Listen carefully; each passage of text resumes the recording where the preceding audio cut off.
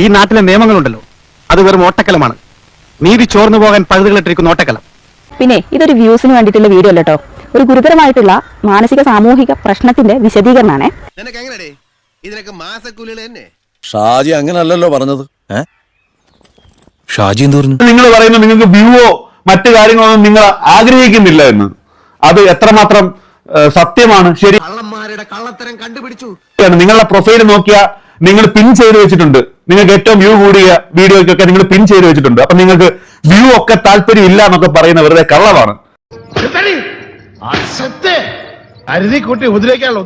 എന്താണെന്ന് വെച്ചാൽ ഞാൻ ഈ ഫസ്റ്റ് എന്റെ മുന്നിൽ നിൽക്കുന്ന ഒരു പെൺകുട്ടിക്കുള്ള ഡിസ്റ്റർബൻസ് കണ്ടിട്ട് എന്റെ ഫോണിൽ വീഡിയോ ഓൺ ആക്കി ഇങ്ങനെ പിടിച്ചു. മുന്നിലുള്ള ഒരു സ്ത്രീക്ക് ഒരു ബുദ്ധിമുട്ട് വന്ന ആ സ്ത്രീ പറഞ്ഞോ? ആ സ്ത്രീ ബുദ്ധിമുട്ട് പറഞ്ഞോ? ആരായത് നിന്നോട് പറഞ്ഞത്? ആരും പറഞ്ഞല്ല, ഞാൻ ചുമ്മാ ഊഹിച്ചതാ. നിങ്ങൾക്ക് തോന്നിയപ്പോ നിങ്ങൾ ക്യാമറ ഓണാക്കി നേരെ ഒരാളുടെ പുറകിന് പോയി നിൽക്കുന്നു, എന്നിട്ട് ചേർന്ന് നിൽക്കുന്നു, എന്നിട്ട് അത് വീഡിയോ എടുക്കുന്നു, മുട്ടുന്നുണ്ട്. അത് കാണുന്നത് മനസ്സിലാക്കാം നമുക്ക്. ശരിക്കും ഇത് കാണിക്കുന്നത് എന്താണെന്നറിയോ? അയാൾക്ക് അയാളുടെ ഇമ്പൾസ് കൺട്രോൾ ചെയ്യാനുള്ള ശേഷിയില്ല. അയാൾക്ക് ശേഷിയുണ്ടോ ഇല്ലയോ എന്ന് അറിയാനാണോ നിങ്ങൾ പോയി മുന്നിൽ പോയി നിന്നേ? ശേഷിയുണ്ടോ ഇല്ലയോ എന്ന് ആൾക്കാർക്ക് മനസ്സിലാക്കി കൊടുക്കാനാണോ നിങ്ങൾ ആ വീഡിയോ എടുത്തോണ്ട് പോയി നിന്നേ? യുവത്വത്തിന് ഒരു എടുത്തിയാട്ടം ഉണ്ടല്ലോ, അതിനെ ചൂഷണം ചെയ്യാൻ ഇപ്പന്ന റാസ്കലുകൾ. ഇത്തരം ആൾക്കാരുടെ ബിഹേവിയർ തിരുത്താനാണ് ശ്രമിക്കേണ്ടത്.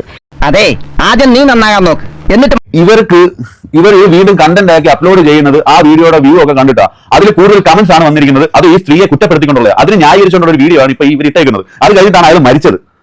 നിനക്ക് നാണമുണ്ടോ? എടാ മുതുകാളെ, നിനക്ക് ഇതിന് എന്ത് സുഖം കിട്ടുന്നത്? മാധ്യമങ്ങൾക്ക് അയാൾ കൊടുത്ത ഈ സ്ത്രീ കൊടുത്ത വേറൊരു ഓഡിയോ ഞാൻ കേൾപ്പിക്കാം. ഞാൻ പയ്യന്നൂർ റെയിൽവേ സ്റ്റേഷനിൽ പയ്യന്നൂർ ബസ് സ്റ്റാൻഡിലേക്കുള്ള ബസ്സിലായിരുന്നു. അത് നല്ല രസമായിരുന്നു ബസ്. അപ്പൊ ഞാനിങ്ങനെ നിൽക്കുന്ന സമയത്ത് എന്റെ മുന്നിലായിരുന്നു ഇയാൾ ഉണ്ടായിരുന്നത്. അപ്പൊ എന്റെ അതിന്റെ മുന്നിൽ നിൽക്കുന്ന ഒരു പെൺകുട്ടിയുടെ മുഖവും ബിഹേവിയറും ഒക്കെ കണ്ടപ്പോൾ എനിക്ക് മനസ്സിലായി ഭയങ്കര ഡിസ്കംഫർട്ട് ആയിട്ടാണ് നിൽക്കുന്നത് എന്നുള്ളത്. അയ്യ, അത് നല്ല വിചാരമായി പോയി. ശരിയല്ല, ഇണ്ടകണ്ണ് കണ്ടാലറിയാം കള്ള ലക്ഷണമുണ്ട്.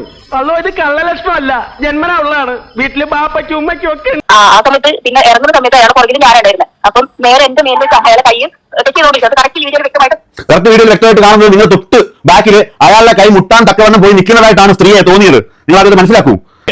സത്യമാണെങ്കിലും എനിക്ക് അംഗീകരിച്ചു കൊടുക്കാൻ പറ്റുമോ? നിങ്ങൾ അയാളത് ചെയ്യണം. ആ ഒരൊറ്റ ഇന്റൻഷനോട് കൂടി നിങ്ങൾ അവിടെ വീഡിയോ എടുക്കുകയാണെങ്കിൽ പിന്നെ മുട്ടത്തില്ലേ? അങ്ങനെ ചെയ്തു. അപ്പൊ അത് ഒരു പ്രാവശ്യം ഞെപ്പിച്ചിട്ട് ഞാൻ മാറി നിന്നു. പിന്നെയും അയാളത് ചെയ്തു.